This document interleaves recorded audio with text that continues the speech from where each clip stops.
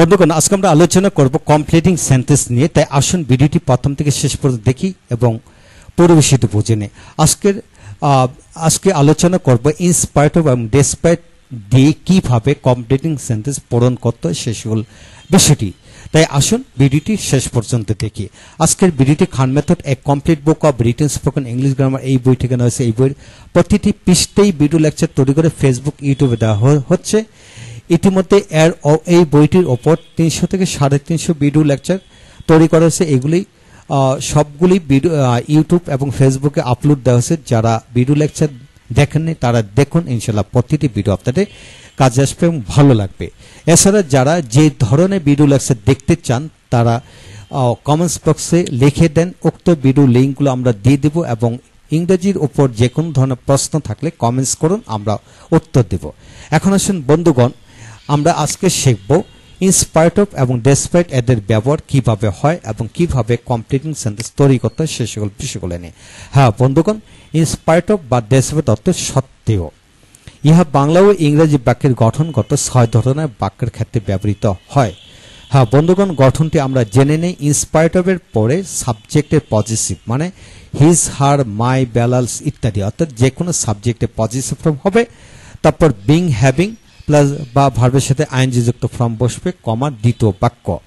এখন লক্ষ্য করুন, in spite of his reading more, সে তার বেশি পড়া সত্ত্বেও he can't do better result, সে ভালো রেজাল্ট করতে পারেনি।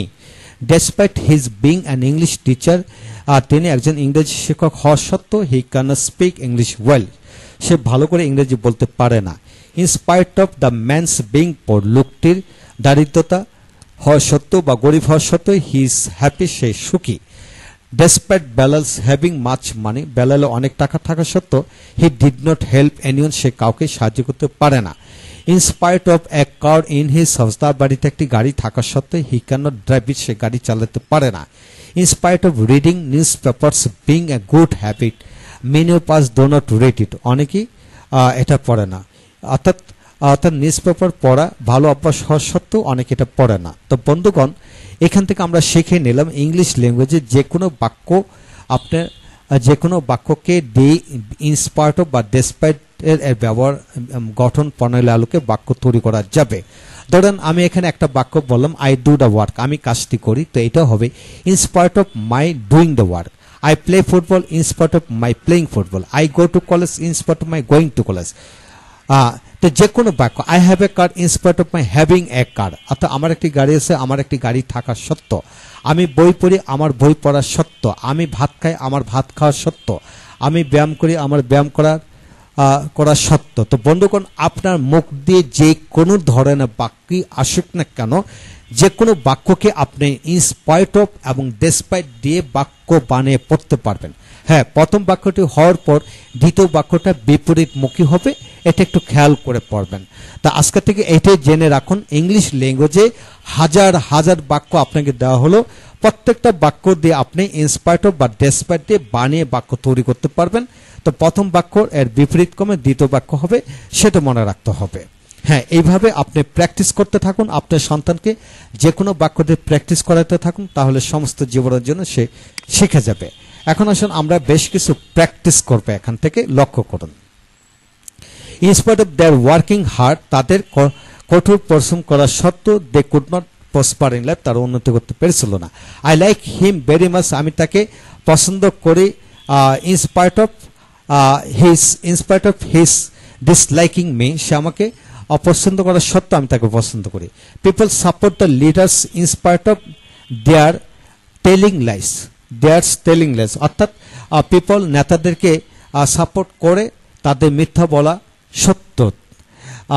তারপর আসেন despite his having much wealth, অর্থাৎ he was not happy despite of his having much wealth, অর্থাৎ সে সুখী ছিল না তার অনেক সয় সম্পত্তি থাকা সত্ত্বেও। তারপর আসেন in spite of our starting earlier, অর্থাৎ we could not catch the train, আমরা ট্রেনটি ধরতে পেরেছিলাম না। In spite of our starting earlier, আমরা সকাল সকাল রওনা হওয়া সত্ত্বেও। Despite the students getting A plus, ছাত্রটির এ প্লাস পাওয়া সত্ত্বেও